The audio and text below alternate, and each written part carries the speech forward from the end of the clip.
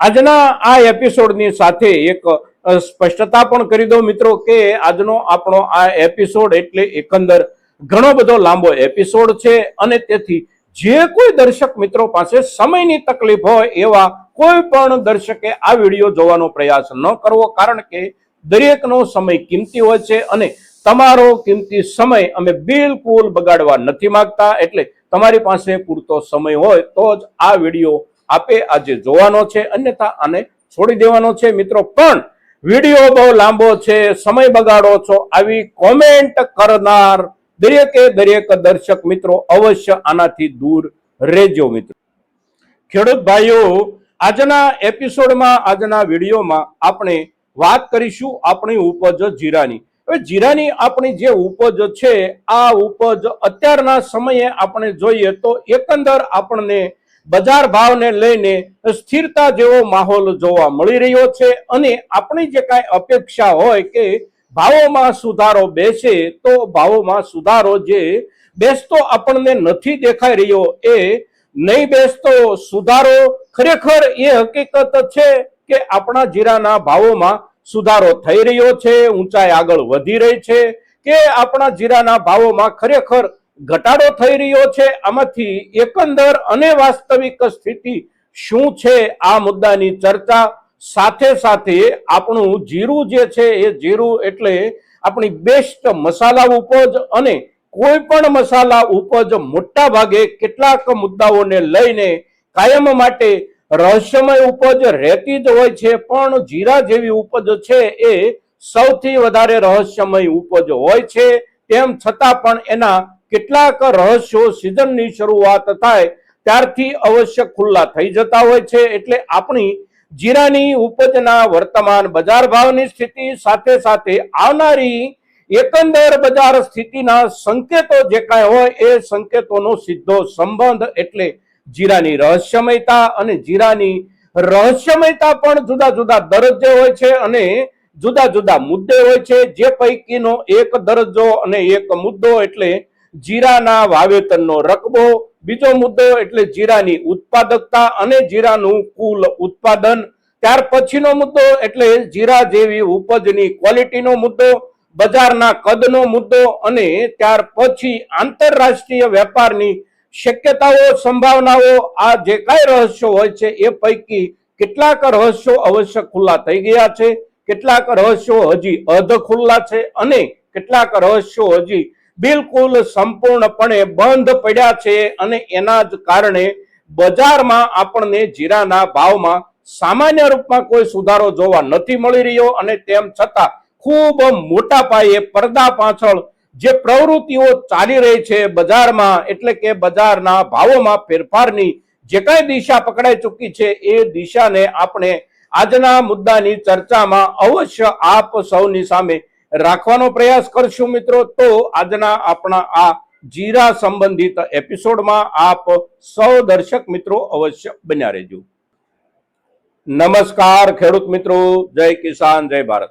ખેડૂત ભાઈઓ, આપણે આપણી જીરાની ઉપજની વર્તમાન બજાર સ્થિતિની સાથે જોડાયેલા મુદ્દાઓ અને એના એ જ મુદ્દાઓના આધારે આગળના સમયમાં આપણા જીરાના બજાર ભાવની સ્થિતિ કેવી રહી શકે આ મુદ્દાઓ ઉપરની સંપૂર્ણ ચર્ચા કરીએ.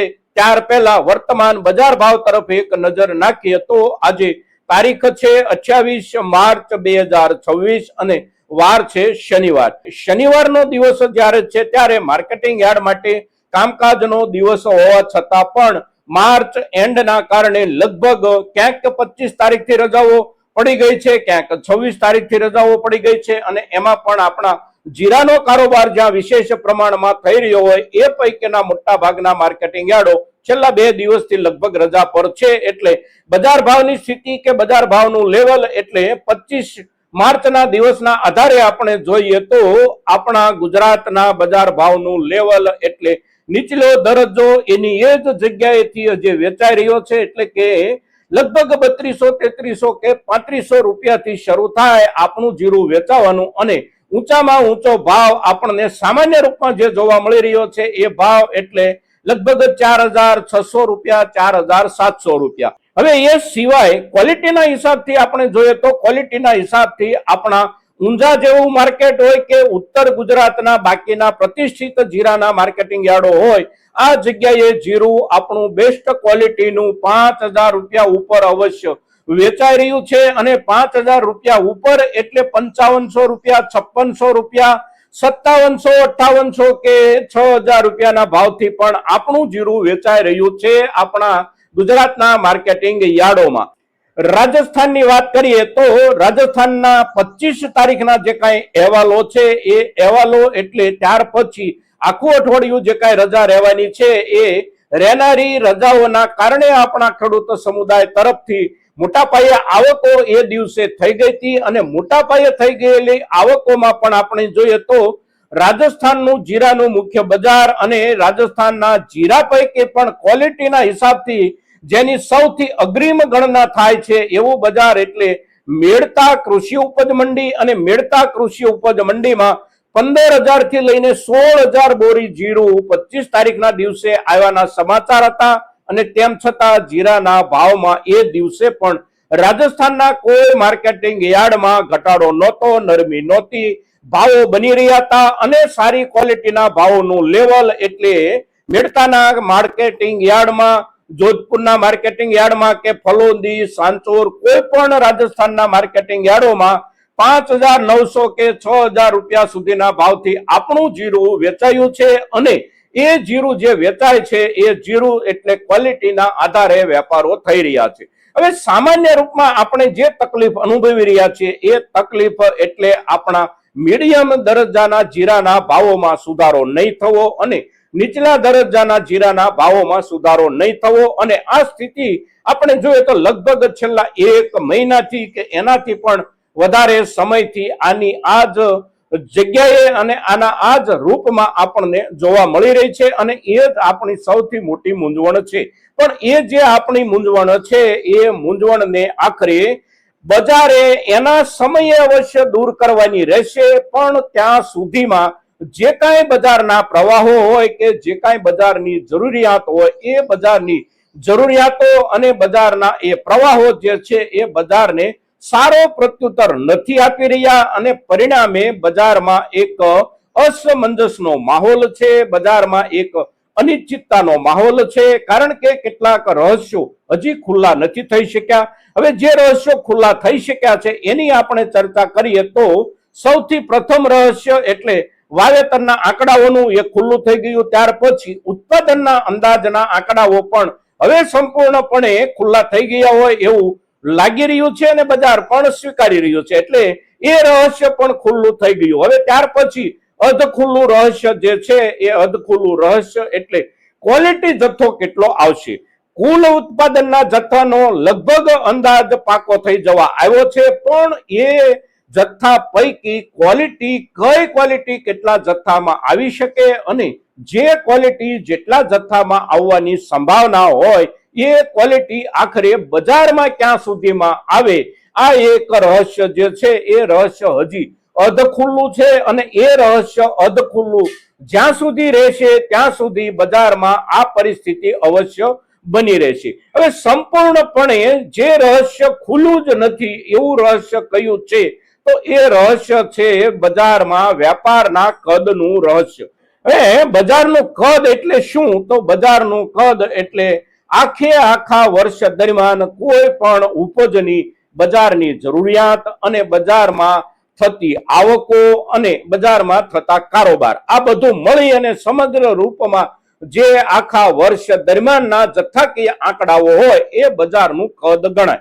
હવે બજારના કદમાં 2-3 વિભાગો પડતા હોય છે. સૌ પ્રથમ ભાગ પડતો હોય છે અને સૌથી મોટો જે ભાગ હોય છે મોટા ભાગે એ ભાગ એટલે આપણી પોતાની ઘર વપરાશની જરૂરિયાત. હવે ઘર વપરાશની જે કાંઈ આપણી જરૂરિયાત હોય છે એ જરૂરિયાતમાં જથ્થાના આંકડાઓ લગભગ ક્લિયર એટલે કે સ્પષ્ટ હોય છે. પણ આંતરરાષ્ટ્રીય વેપારમાં જે કાંઈ માલ જતો હોય કાયમના સમયમાં એમાં વધારો ઘટાડો મોટા પાયે થઈ જતો હોય છે અને તેથી બજારના કદ ઉપર એની પણ બહુ મોટી અસર પડતી હોય છે. ગયા વર્ષ દરમિયાન જીરાના જે કાંઈ આંતરરાષ્ટ્રીય વેપારો થયા હોય એના એ વેપારો આ વર્ષમાં થાય અગર તો એમાં ઘટાડો બેસે કે એમાં સારામાં સારો વધારો બને, આ જે રહસ્ય છે એ રહસ્ય ઉપરથી હજી એક પણ પાંદડું આગુ પાછું થયું નથી. એટલે આ દરેકે દરેક રહસ્યો, પછી એ ખુલી ગયેલા રહસ્યો હોય, અધખુલ્લા રહસ્યો હોય કે સંપૂર્ણપણે મુઠ્ઠીબંધ રહસ્યો હોય, આ દરેકે દરેક રહસ્યો બજાર પર અસર અવશ્ય કરી રહ્યા છે. ત્યાર પછીનો મુદ્દો એટલે અત્યારે વર્તમાન જે કાંઈ પરિસ્થિતિ ઊભી થઈ છે આપણા પશ્ચિમ એશિયાઈ દેશોમાં યુદ્ધની, એ યુદ્ધની પરિસ્થિતિના કારણે બજારમાં કેટલાક લોકોનો અભિપ્રાય એવો બની રહ્યો છે કે એના કારણે બજારમાં વેપારી સમુદાય જે કોઈ છે એ વેપારી સમુદાય જીરાના વેપારમાં મોટું સાહસ કરવા તૈયાર નથી. એટલે કે અત્યારે ખરીદો, સંગ્રહિત રાખો અને આવનારો સમય સારો આવે ત્યારે એનો લાભદાયક નફા સાથે વેપાર કરો, આવી માનસિકતા જીરાની ઉપજમાં વેપારી સમુદાયની જે નથી બની રહી એનું કારણ અત્યારનું યુદ્ધ છે. હવે એનો જવાબ આપણે ગોતવાનો પ્રયાસ કરીએ તો એ જવાબ આપણને અવશ્ય એવો મળે છે કે ભારતીય વેપારી જે કોઈ છે એ ભારતીય વેપારી સમુદાય સંપૂર્ણપણે સાહસિક વેપારી સમુદાય છે. અને ભારતના વેપારી સમુદાયની સાહસિકતા આજકાલની નથી. એ અહીંથી રવાના કરેલો વિદેશ વેપારનો જથ્થો ક્યાં પહોંચ્યો છે, એમાંથી કેટલો બચ્યો, કેટલું નુકસાન થયું અને જ્યાં ક્યાંય પહોંચાડવાનો છે ત્યાં ક્યારે પહોંચશે, રસ્તામાં એના ઉપર કેવા કેવા સંકટો આવશે, અંતે કેટલો જથ્થો પહોંચશે અને જે લોકો ત્યાં ખરીદનારા હોય એ ખરીદનારાઓ તરફથી ચૂકવણું થશે કે કેમ થાય, તો ક્યાં સુધીમાં થાય અને બાકી રહી જાય તો એનું શું થાય. આવા જે કોઈ સવાલો વેપારની દુનિયામાં હોય એ તમામે તમામ સવાલો પછી પણ જે યુગમાં કોઈ પણ સમાચારો ઝડપથી ન મળી શકે એવા યુગમાં, એટલે કે 100 વર્ષ પાછળ જઈએ કે 1000 વર્ષ પાછળ જઈએ કે 5000 વર્ષ પાછળ જઈએ, ભારતીય વેપારીએ આખી દુનિયા સાથે સાહસિક વેપારો કર્યા છે. કોઈ પણ પ્રકારની ચિંતા કર્યા વિના દરેકે દરેક જોખમો ઉઠાવવા માટે ભારતીય વેપારીઓ તૈયાર હોય છે. અને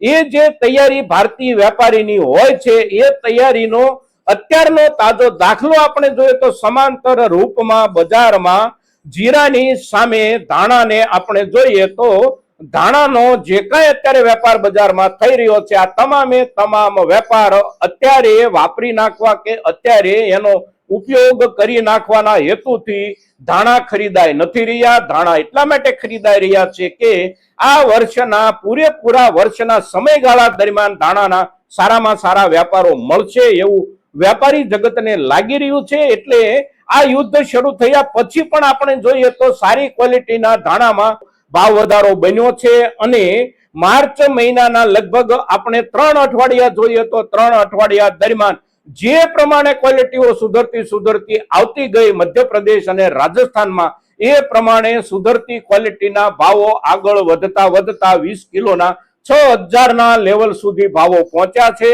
અને યુદ્ધ શરૂ થયા પછી જ એ ભાવોમાં વધારો બન્યો છે. અને ધાણાની ઉપજ પણ મોટા ભાગે આપણે જોઈએ તો આપણા દેશની જરૂરિયાત પછી સંપૂર્ણપણે એને એક્સપોર્ટ ઓરિએન્ટેડ ઉપજ આપણે કહી શકીએ. અને એક્સપોર્ટ ઓરિએન્ટેડ ઉપજ છે એટલે જ અત્યારે એને સંગ્રહ કરવા માટે વેપારીઓ ખરીદી રહ્યા છે, સાહસ કરવા માટે ખરીદી થઈ રહી છે, પૂરા ઉત્સાહ સાથે ખરીદી થઈ રહી છે. પણ એનું ચિત્ર સ્પષ્ટ છે, એમાં હવે અત્યારે કોઈ રહસ્ય બાકી નથી રહ્યું.